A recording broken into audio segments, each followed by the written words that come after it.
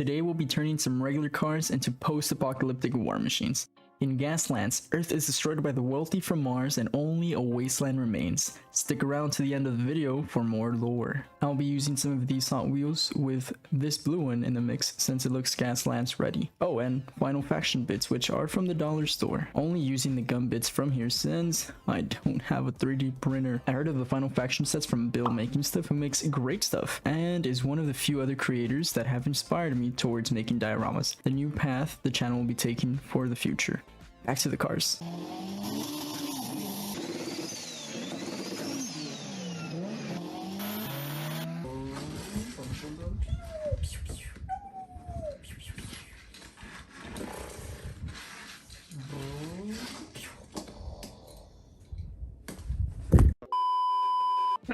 Anyways, these are our picks. The classic buggy. Oh, this one didn't make it through the final process. They ask you how you are, you just have to say that you're fine when you're not really fine, but you just can't get into it because they would never understand. After sanding and opening the cars off camera, I was picking each vehicle's weapon and placement. Had to snip a piece of the interior to perfectly fit in some armature wire, which will act as a pipe thingy coming from the engine. I don't know how exactly weapons work in the post-apocalypse, but you don't want to find out.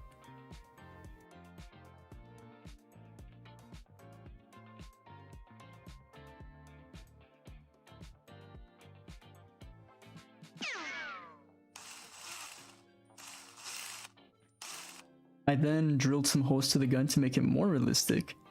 I mean, guns make holes, so it should have holes too, right? Here I am adding a thin armature wire as a connecting wire of some sorts to our weapons for them to shoot. There is no Wi-Fi connectivity in the apocalypse. Wrap the wires around the pipe going into the engine, super glued it to place, and found out baking soda will be my best friend. It will make the clumpy glue residue look like amateur welders made this. Something very fitting for the Gaslands. I used my mini vacuum for the first time and it worked like a champ, keeping my area clean from all the baking soda. Maybe I should give it some googly eyes and name it. Give me some name suggestions down in the comments section. I then proceeded to stabbing this grease splatter to cut a piece out, which will be our car's protective windshield, since glass and death races in the apocalypse don't really like each other. I used a variety of materials and one of those was balsa wood, which I took with some mediocre editing magic. I see Boylite Hobby Time, another creator on YouTube I look up to, using balsa wood for most of his builds, and I gotta say this was pretty easy to work with. I liked it and I'll be adding it to future projects. Speaking of future projects, consider subscribing if you like what you're seeing so far, and dropping a like too. It would be greatly appreciated if we can get to 500 subscribers so I can finally make some community posts, which I've been wanting to do to update you guys if I'm too busy or maybe my progress on a diorama. And just like that, it's done.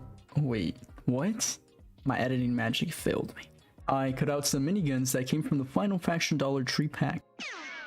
Added some super glue as I held them in place and sprinkled some of that magic powder.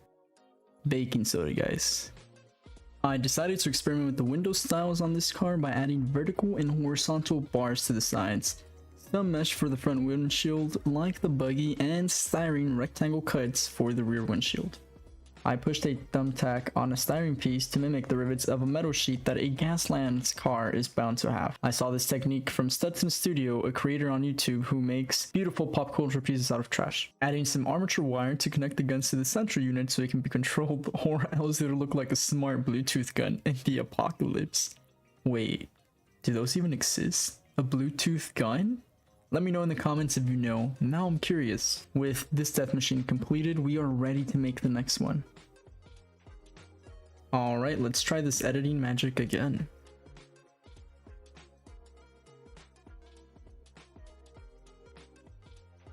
Here are the cars ready for Whoa! Oh, looking good after a Sanity highlight priming, which is when you spray everything black and just a tad of white to differentiate the highlights from the shadows. Alright, as promised in the beginning of the video, it is time for some lore. As you see paint dry, cue the music. It is the year 1979, and Mars was no challenge to corporate gain, and the first Martian settlement rose.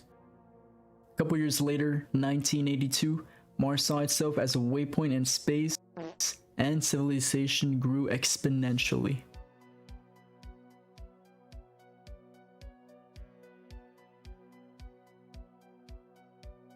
Jumping ahead to 1991, the people of Mars skipped their Declaration of Independence and went for a ruthless, full-on attack on its home planet due to the corrupt and restrictive ways of Earth.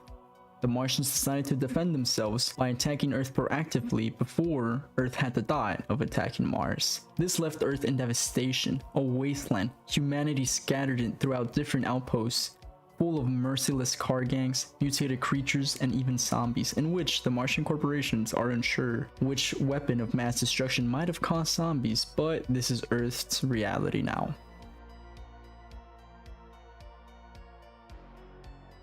Oh, but don't worry, the Martians are not as ruthless as those Earthlings. The Martian corporation helps uplift its people with entertainment, hence as to why the network exists with multiple bloody shows like the sitcom Love and Murder.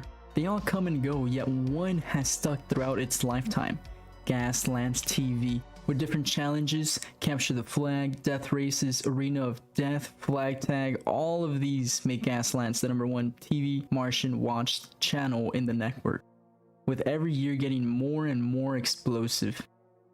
Several years later, it is 2018, Gaslands' 10-year anniversary, and the prize is one of a lifetime that any Earther would kill their family for: a one-way ticket to Mars and start a new life in the greatest planet in the solar system. With this being the prize, different challengers from different outposts on Earth join Gaslands TV for a chance to leave the destroyed planet behind and live in Mars, even if it cost them their life. Now will you rise up to the challenge?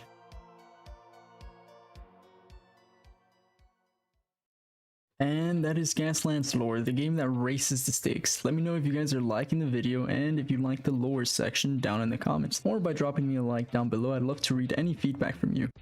This is different to what I normally post, but it's a hobby I've been wanting to pursue for a while, and I'd like to share my progress and projects here on YouTube, so it will be a turn the channel will be taking moving forwards.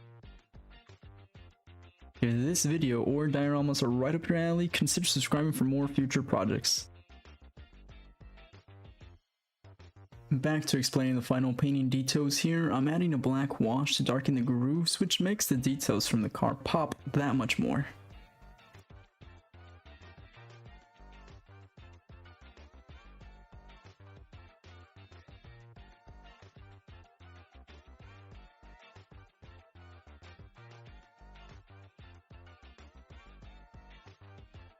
I almost forgot about the head and tail lights. Thankfully, I remembered to add them. Although they are covered from wasteland debris, I don't think they're very functional to the driver.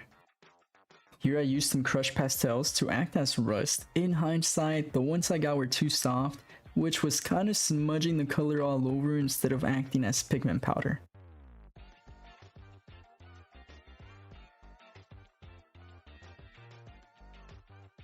And with the dry brushing done, I believe it's time for the glamour shots.